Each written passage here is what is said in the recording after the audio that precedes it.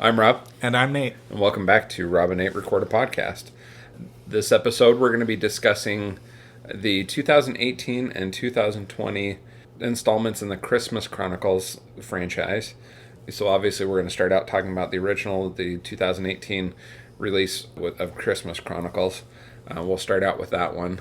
So the 2018 Christmas Chronicles, the simple plot overview is it's the story of sister and brother Kate and Teddy Pierce, whose Christmas Eve plan to catch Santa Claus on camera turns into an unexpected journey that most kids could only dream about. That most kids can only watch on streaming services. You, when you were watching this, we did not watch this together. We watched, Nate watched it on his own. I've watched it at home.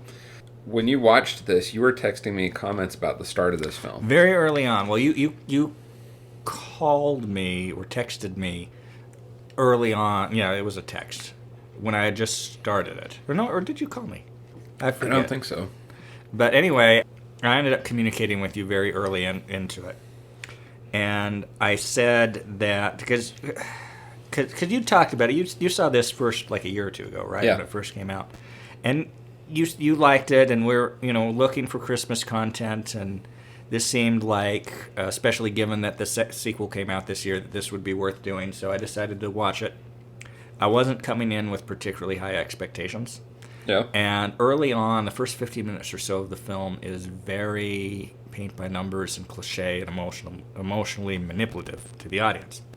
So the opening sequence to this film is a montage progressing from 2004, 2005 on to 2017 of Christmas videos of this family in Lowell, Massachusetts, of husband, wife, and two children, the son and the daughter. And it just shows their cute little Christmas goings-ons. And then after the last video sequence, the roughly 11-year-old girl says, "I miss you, Daddy." And I'm like, oh, really? It's like this one of these things. They're going to have to deal with the fact that their dad died last Christmas, and it's the first Christmas without Dad. It felt very predictable at that point. It felt really on the nose. Yeah. And I find that a little off-putting. However, once Kurt Russell shows up as our rather fit Santa Claus, events get much more entertaining. And in the end, I quite enjoyed this movie. It was a movie that was easy to enjoy.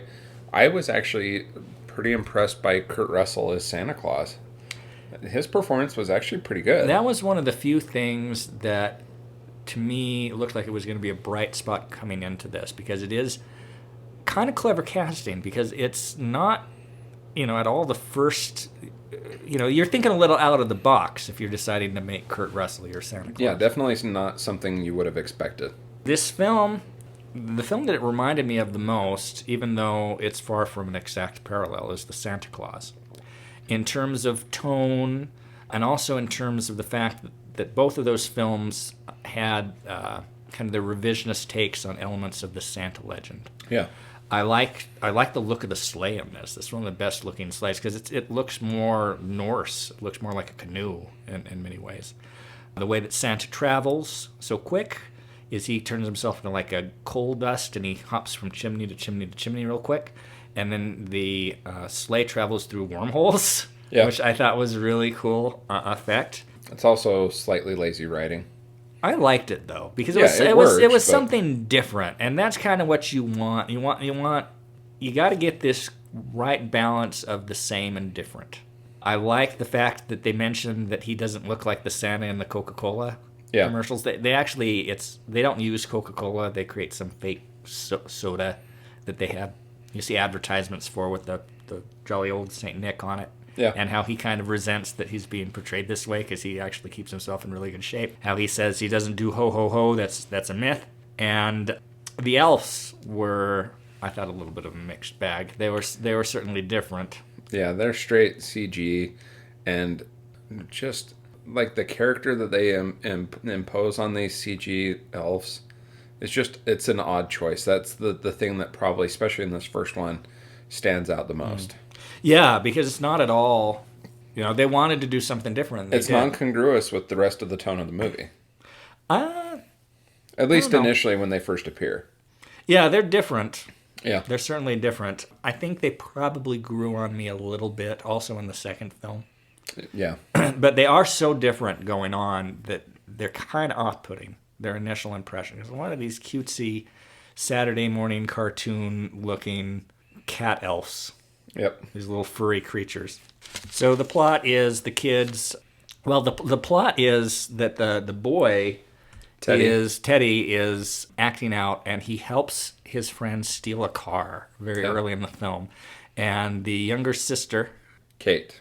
Follows him with the video camera because they've had a little argument, gets footage, decides to use this footage as a bargaining chip.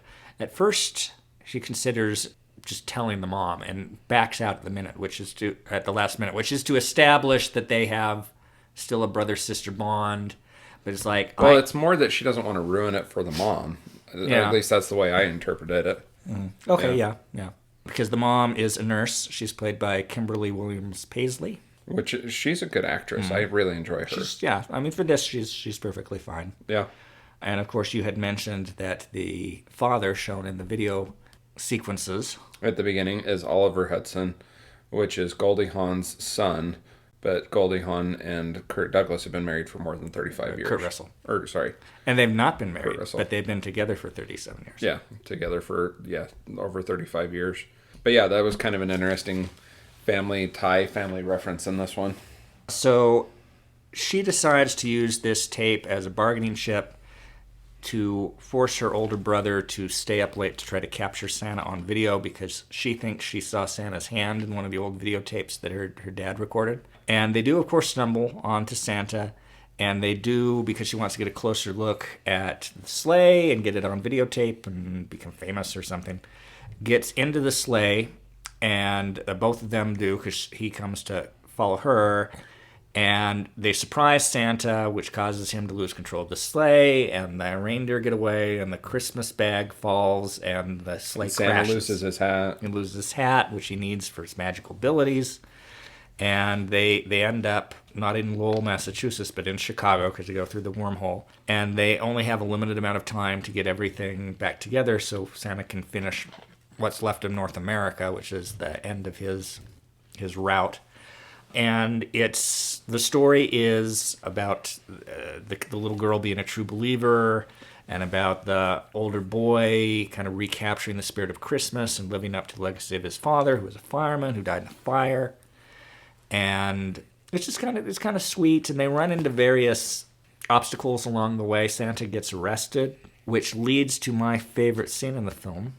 Can you guess the scene that won me completely over this movie? The Elvis singing. Yeah, the musical number, the Jailhouse Rock sequence in Chicago. And I love this scene because it was seemingly out of nowhere, and it just kind of reflects the kind of easygoing tone of, it's like, we're going to do whatever in this movie. And he's trying to convince this cop to let him go, and he uses his magic powers to provide instruments to the other prisoners in his cell, who as soon as they hold the instruments know how to play them very well. And then he's got the prostitutes in the other cell as like the backup singers. They have this massive musical number, and it's delightful. Well, but you know that he has other ties to Elvis, right? His acting career. He played Elvis, right? Yeah, so this is a thing coming from the trivia section on IMDb, but this movie features yet another Kurt Russell connection to Elvis Presley, of which there have been several in his career. Because he was in that Elvis movie where they go to the World's Fair in Chicago, or in Seattle. So Kurt Russell's first movie was It Happened at the World's Fair in 1963, in which Elvis pays Russell to kick him in the shin. 16 years later, Russell was the lead in the TV movie Elvis, 1979. Then 15 years later, Russell lent his voice to the actor playing a young Elvis Presley in Forrest Gump, 1994. Russell played an ex-con who robs a casino during an Elvis impersonator convention in Vegas and 3,000 Miles to Graceland from 2001. And here in the Christmas Chronicles in 2018, the song that Santa Russell sings in the jail scene is one of Elvis's most popular Christmas songs, Santa Claus is Back in Town. Oh, yeah. I like that. Another thing I liked is that Santa sees everybody and instantly recognizes them.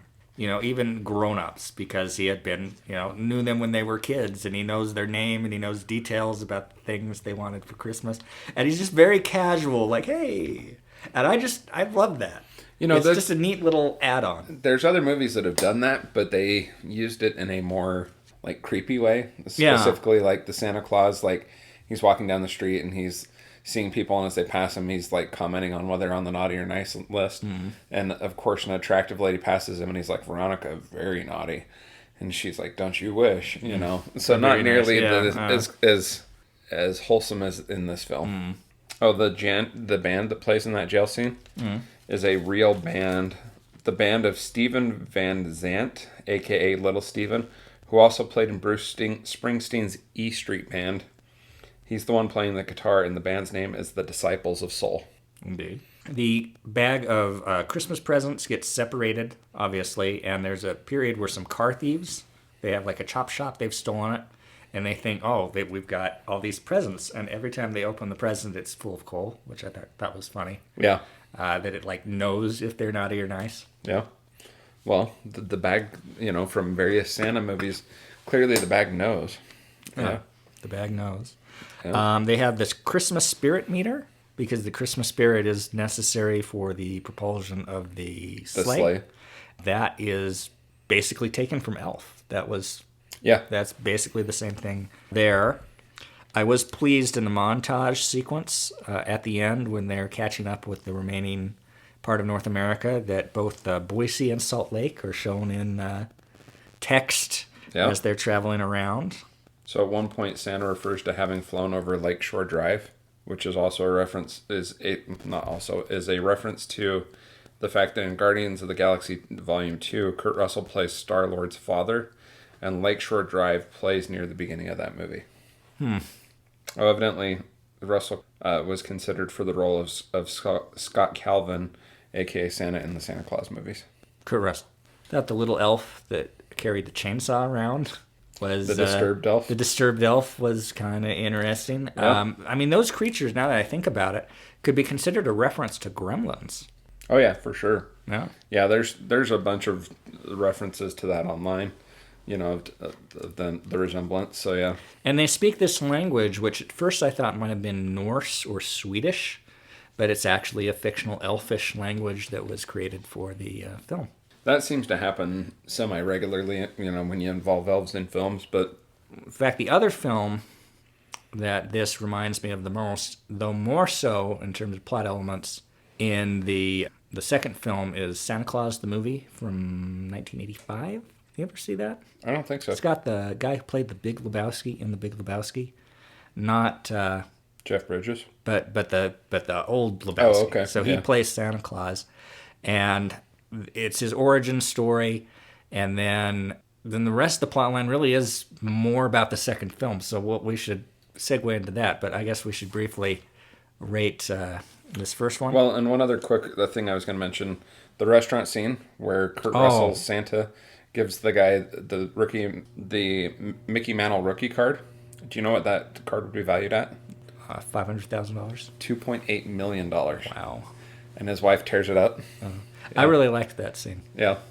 And the name of the bar, apparently I didn't write down. It was the something ale house, but it was a Santa joke. Oh, was it?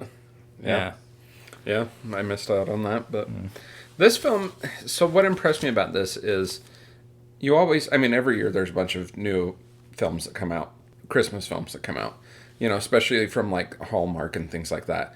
And they're always kind of, they almost become a cliche. In fact, you can get Hallmark movie bingo cards for when you're watching a Hallmark a Christmas movie. And, there's things to check off, to play bingo, and mostly men play this game while their wife makes them watch Hallmark movies. This is something you've been But they're always just kind of hoping that one of them's going to land and become something big. And every once in a while, you get a kind of a modern Christmas classic. This happened with Home Alone. Arguably, you can say Home Alone became a Christmas classic. Santa Claus became a Christmas classic. I think the closest one The most recent one that you could say became an instant classic would be Elf. Yeah.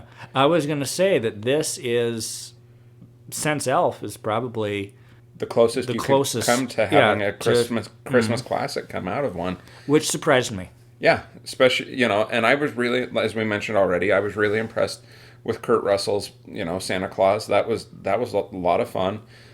This movie in general is fun, which then leads to, as you mentioned, let's rate the film. How would you rate it? I would give this 3 stars on the 4-star scale. I give it an 8 on the 10-star scale. Yeah, I think I'm pretty close. I might go 2.5 and 7, but flip a coin. You could push me to an 8, or you could push me to a 3. But yeah, this film turned out to be fairly solid. Yeah. And I watched it last year. I think just once, but maybe twice. I mean, as we've discussed many a time in the podcast, I'm prone to rewatching movies. But we watched it the other day when Nate texted and said he'd been watching it. So yeah, anything else to say on the first one? No, but it leads us to, obviously, the sequel, the Christmas Chronicles Part 2 that came out just a couple weeks ago. Yeah. What did you think of the Christmas Chronicles Part 2, or what were you expecting from it? I had hoped that it would continue much of the positive feelings from this one, though it turned out to be much more of just like a Hallmark or Lifetime movie. So you told me when I was decided that I was going to watch these movies that you thought I'd really like the first one, but you didn't think that I'd care for the second one. Uh-huh. And so I was kind of coming in with that expectations that this was going to be kind of a disappointment. So I helped you out by setting your expectations low. Yeah, and I was surprised again. I really liked this movie. Really? Yeah. You really enjoyed the second one? I really enjoyed this movie, yeah. I mean, the second one is okay, and it does... This is kind of backing up a little bit. The cameo of Goldie Hawn at the end of the first Christmas Chronicles movie, that was a surprise, and it worked really well. But it really is just a cameo. Yeah. And Goldie Hawn obviously has a much expanded role in the second one. But yeah, Goldie Hawn's Mrs. Claus is very good in the second one, and she takes on a much expanded role. There are moments in the second one that I really enjoyed. Overall, it was a little bit too cheesy, a little too... Maybe I was too cynical because of some other things going on in my personal life right now. So maybe I was a little too cynical when I saw this, because the moral of the story that I took from this is that if you're an elf, don't worry, you can overcome child kidnapping. Mm-hmm. Well, I had joked to you watching this, little spoiler, that the Christmas Chronicles Part 2 is a movie about a terrorist attack, which it technically is. Which I laughed at, but you're entirely right. It's an accurate description. But it's a terrorist attack following the kidnapping of a child. Indeed. So one of the reasons that I think this movie worked as well as I thought that it worked is that it was not just a repeat of the first film.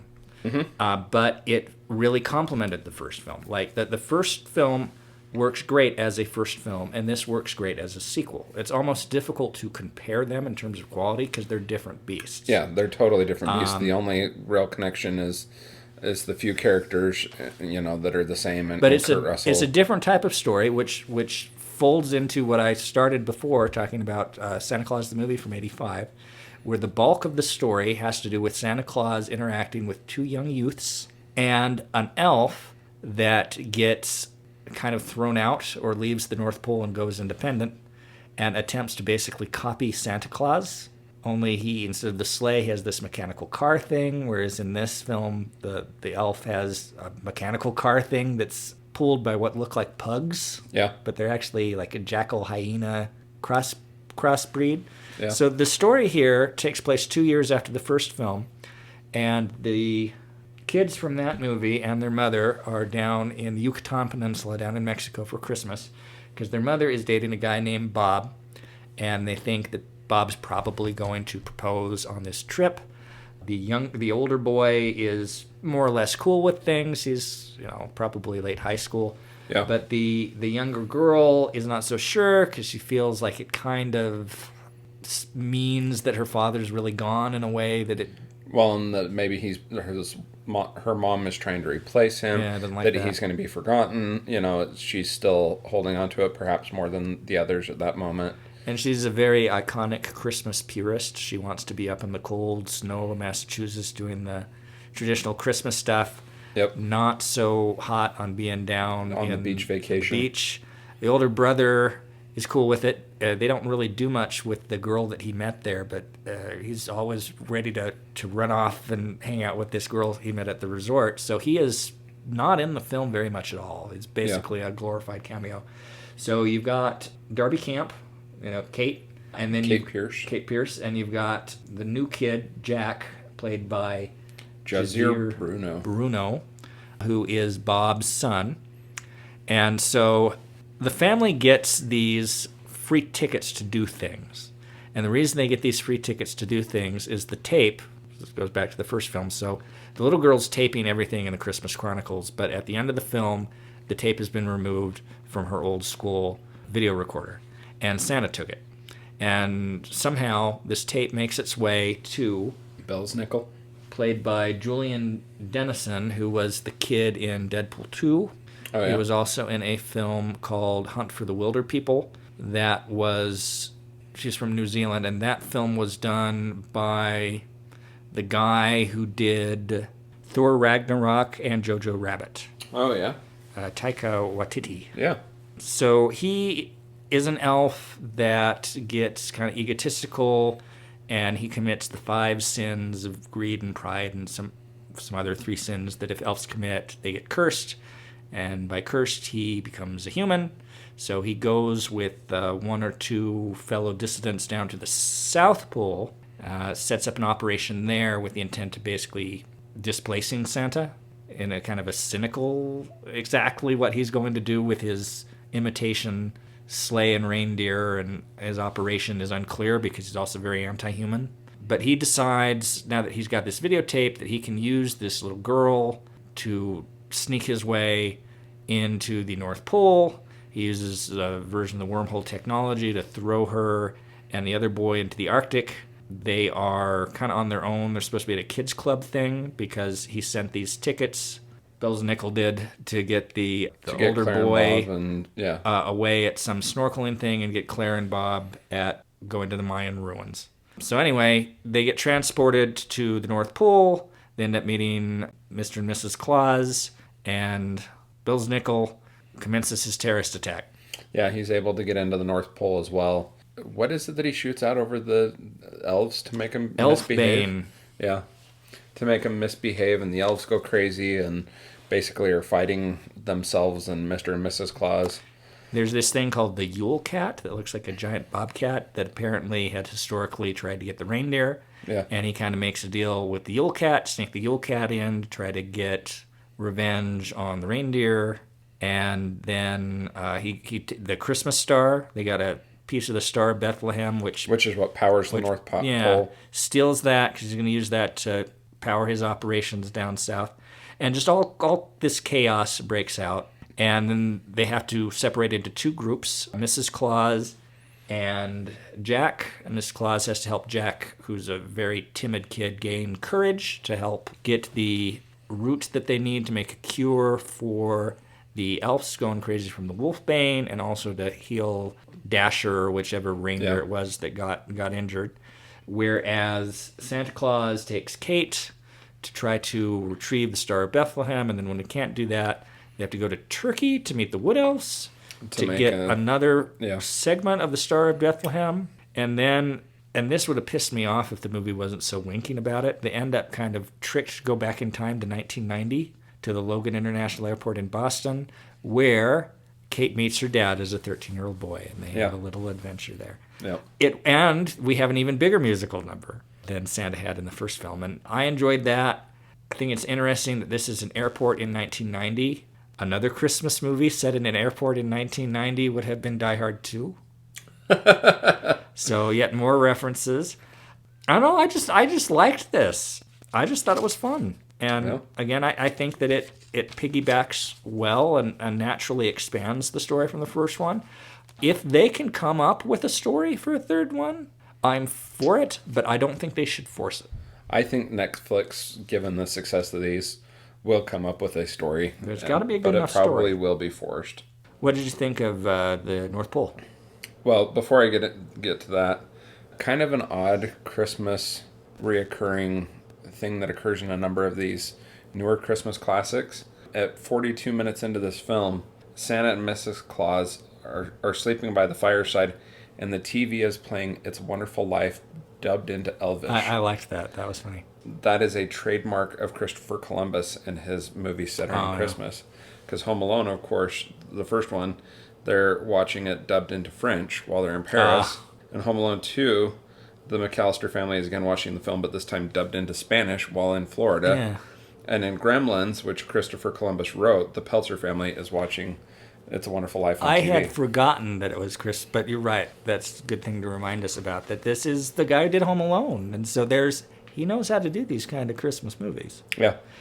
Speaking of film references, there's the Marquee Theater in Santa's or Mrs. Santa's village, depending on how PC you want to be about it, which shows Elf. Yeah. And then when the elves go crazy, it shows Bad Santa. Yes, I saw that. And then they put Elf back up when they regain their senses. Yeah. I thought that was an entertaining reference. Yeah. You asked me what I thought of the North Pole. I had kind of mixed feelings about it. I mean, the town was cute. It also came across to me as being somewhat obvious that it was an excuse to have most of this just be CG and keep the cast smaller. I mean, this is Netflix trying to keep their cost down. But it worked at the same time I thought within the context of this film. I kind of enjoyed the odd sequences of essentially like the fighters in the North Pole, and trying to shoot at the Bells Nichols sleigh and, shooting the cannons over the elves to disperse the things and stuff like that. I like the way that worked into the plot. They have a lot more, again, something I like in these is where they expand on the mythology. So they have this Aurora Borealis shield that only Santa can get through, which is why Belsnickel has to create these elaborate circumstances for him to sneak in on the bottom of Santa's sleigh. Yep. And to do that, he has to get the kids up north. And then when that goes away, after the Christmas star is stolen, then that makes them open to attack. But it also and they can get snow, which the snow would not go through the Aurora Borealis shield, so they use these cannons in the square to basically pipe snow into the village artificially. And I think it was kind of neat because they created a solution to a problem, which also had a sub-problem that it created, so they had to create a solution to that problem. And I just thought that was a little more clever than it had to be, and I always appreciate that. Yeah. Yeah, it definitely was a little more clever than it had to be, but it was cute and it worked in it. Something that I noticed about this and the other film. Uh-huh. In the first film, Teddy helps his friend steal a car. Yeah. He never gets in trouble for that. There's at least not in the course of the film is this addressed. So he gets away with stealing a car. Yeah. And in this film, Kate steals some batteries from 1990. Oh, yeah? Never gets punished for that. So there's unpunished theft by our sympathetic lead characters in both of these films. Yeah. You could argue the stakes of the thefts are totally different. But you could also argue that this goes in the tradition, the Chris Columbus tradition, of Kevin stealing a toothbrush in Home Alone. For sure. Chris Columbus condones minor thievery by children. Stealing a car is not minor thievery. Yeah, that's true. Yeah. Was a little bit of a junker, though. But now let's get to the end of this film, which was one of my issues with this film. Belsnickel has kidnapped Kate. Can we arguably call this anything but kidnap? Kate and Jack. And yet Belsnickel has redeemed himself sufficiently that he is transformed back from a human into an elf. It's a little forced, I agree. Yeah. But the character's supposed to be kind of sympathetic. And it's like you're not going to kill him or no. It's like there needs to be some kind of happy redemptive conclusion. And even though it doesn't 100% work, it works enough. It was just a little too forced for me. But what other thoughts do you have on this? Or are you ready to rate it? Well, I don't really have a lot else on it. I just thought it worked. I thought these two films worked together. This film was pretty close. I mean, it didn't chart new territory the way that the previous film did, so it's not quite the same. I would give it another 3 stars. Really? Which surprises me a little bit, and I would give it 7 out of 10 stars on the 10 stars. Why do you think it holds so well for you? Because you usually don't like sequels. Well, not as much. I think part of it is I watch these like a day or two apart.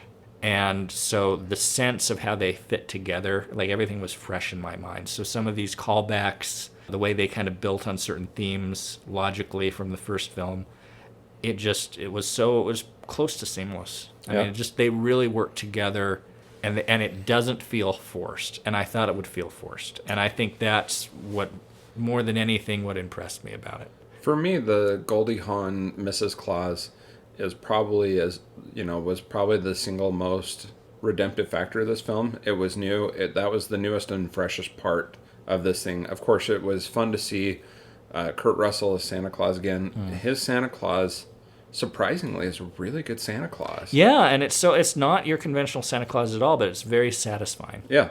And so I was happy to see him as Santa Claus again. Like I said, Goldie Hawn as Mrs. Claus. That was nice, and that was nice to see her have an expanded role, and that felt the least forced, I think, of any part of this movie. But I would not rate this as high as you did. I would probably give this 2.5 stars on the 4-star scale, and I would probably only give this a 6 on the 10-star scale. So another thing I liked about this, which sets it apart from most other Christian films, is that it was more Christian than most Christian films are, especially about Santa, because Santa is Saint Nick, the 4th century Turkish bishop who is granted immortality because he had truly discovered the gift of giving. And there's very minimal theology here, but they have the Star of Bethlehem, and so this in the logic of the world, Jesus Christ is the savior of the world. Yeah. It's much more overtly Christian, I think, than any other Santa Claus film that I can think of. Probably. And the fact that we're seeing that now in 2020, where you'd think that there would be more of a desire to kind of paper over that, they're kind of going out of their way in a mild, not an off-putting way, not a kind of shove it in your face kind of way, but say this character has Christian motivations, and he is a Christian, and in this film, Christianity is correct. Yeah, but it's also kind of lost within Bell's nickel for most of the film. It's watered down, yeah, and it's kind of a side point. It's not the main point of the film at all, but it is on a level acknowledged. Yeah, and I thought that was neat because it's surprisingly not present in other depictions of Santa Claus. Yeah, but this is kind of a surprising offering out of 2020. Again, it was a relatively solid film. It was better than the Lego Star Wars Christmas special. It was, yeah. Again, making a reference that, one of these odd movies might make Nate's top 10 of the film. 10 films of the year. Because I have seen less than 10 films this year, I think this will make my top 10. Yeah. Anything else to add on this one? No. Okay. I'm Rob. I'm Nate. And this is Rob and Nate Record a Podcast. Blurgity blurg. Bloop.